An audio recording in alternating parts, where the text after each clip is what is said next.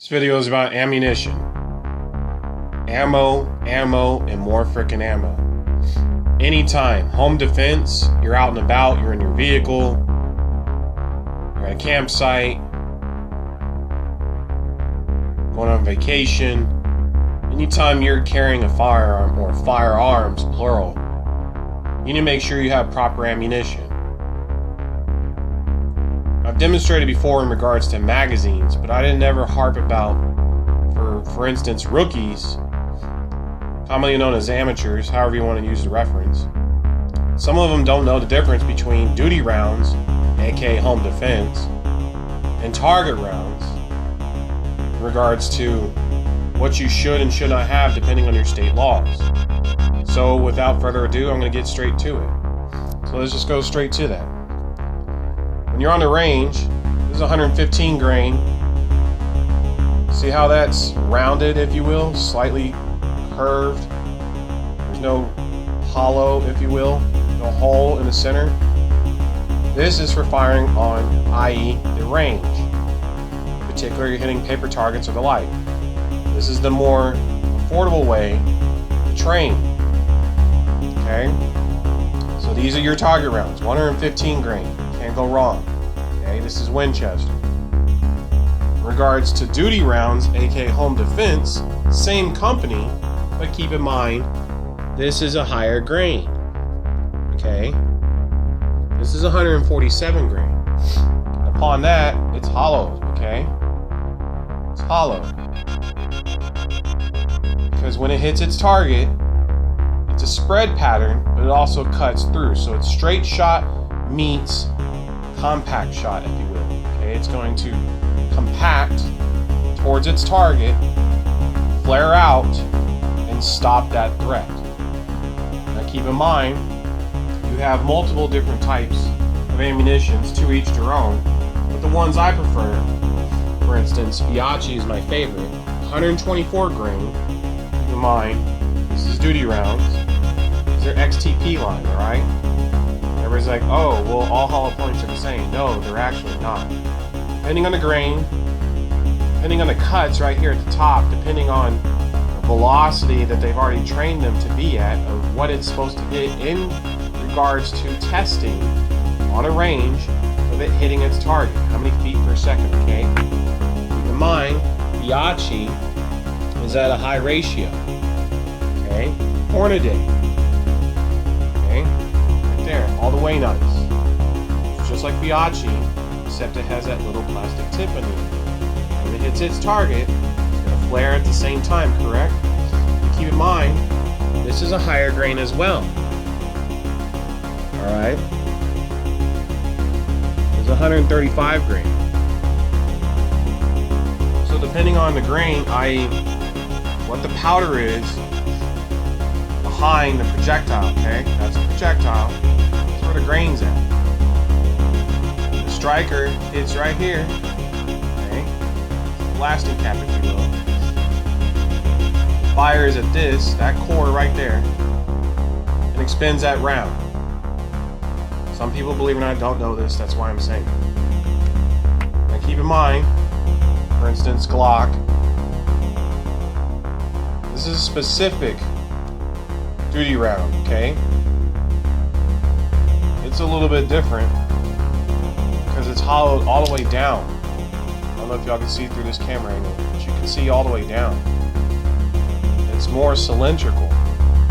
Most of them have a crimping, if you will, at the top. And on another note, when you have your magazines, like I said, depending on the grain, also depending on how good your spring is, and of course, this is for Glock, this is for Beretta. These are my two favorite sidearms that I swear by. Qualified many of times on these, hence why I trust them the most. Yes, I'm literally, no questions asked, only Team 9mm, if you will. In that same regard, whether you're firing SIG, whether you're firing H&K, whether you're firing Kimber, whatever your favorite firearm company is, ask anybody who knows truly about firearms. It's not about the brand name. It's not even about, the caliber. It's what tool works for you, because that's what these are. These are tools, okay? Some people swear by, like me, Beretta. Some people swear by Glock, like me, okay? It's what works for you. Also, your hand size, okay? How does it fit in your hand? How does that pistol fit? So, moreover, it's just like shotgun, okay? In regards to duty, home defense, like I said in my earlier video, this is one of the biggest ones I swear by, because it shows in a picture. It's pretty self-explanatory. It's got a slug and secondary projectiles at a blasting pattern. It's almost like it's firing a Munchkin cannon round at the freaking target. It's gonna freaking take out that goddamn target at 1150 freaking velocity. Now, standard Remington or the like, okay, standard slugs, pretty self-explanatory. It's a rifled slug. It's all the way nice, and it's gonna stop its goddamn threat, okay? But keep in mind, a lot of people don't know the difference, especially in 5.56. For instance, frangible rounds. Many indoor ranges don't want you to be firing standard NATO green tip or the like, okay? Or duty rounds. So frangible rounds, keep in mind these are non-toxic. They have, a good velocity to them, but when they hit, they splinter on their target, okay? But keep in mind also, standard ball, okay, right here, I'll show you a good example. It's kind of like the 9mm. It has no hole in the center, okay? Right there. No hole in the center. You see no hole whatsoever. Okay? And upon that, the grain is also lower because it's a target round.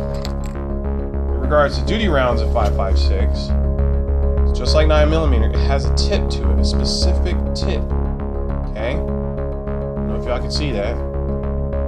But keep in mind, these are Hornady zombie round. Take it out for you. Okay. It's a Hornady zombie round, 5.56. It's got a tip on it, just kind of like the same concept as the 9mm. But keep in mind another type of duty round, if I may.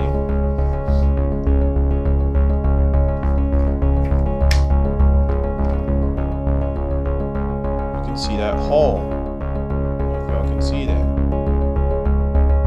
A small little hole. Okay.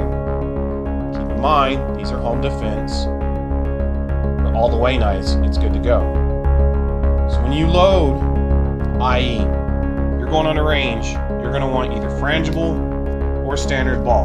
Okay. When you're going on a range for shotgun, you're not going to want this because not only is this more expensive, but this is your good stuff. Fire your standard 12 gauge. Standard buckshot or birdshot. Because why? It's good for the barrel. Don't ever exceed, for instance, if it says on the tube, when it says for 12 gauge 2 3/4, for instance, just like on this box, 2 3/4, that's what you want. You don't want to ever exceed the barrel. So if it says 3" on that tube, your barrel tube, don't do it, especially Magnum rounds. It's a long explanation. I don't have the time to go into it. But like I said, your standard buckshots nowadays, they have the ball bearing equivalent to stop its threat. It's a spray pattern. So it's just like this Winchester, but keep in mind, this is a rifled slug with smaller bearings as such like normal buckshot.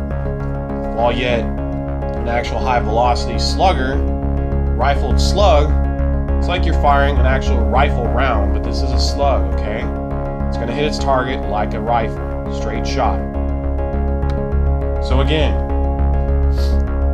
5.56 when you load your magazines, 9mm when you load your magazines.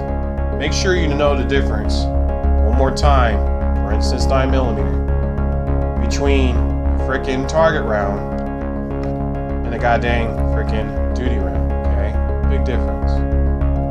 Same thing for shotgun. Know the difference between home defense and standard freaking buckshot, which in a sense is one and the same, but like I said, I don't have to demonstrate birdshot, but birdshot is just like buckshot, but at a smaller velocity, lower grain without the actual projectiles as such, which is those ball bearings. And of course on 5.56, you're on a range, it behooves you to either get frangible or standard ball tip, okay? Standard ball tip. It's good to go. So again, thank you for watching my video.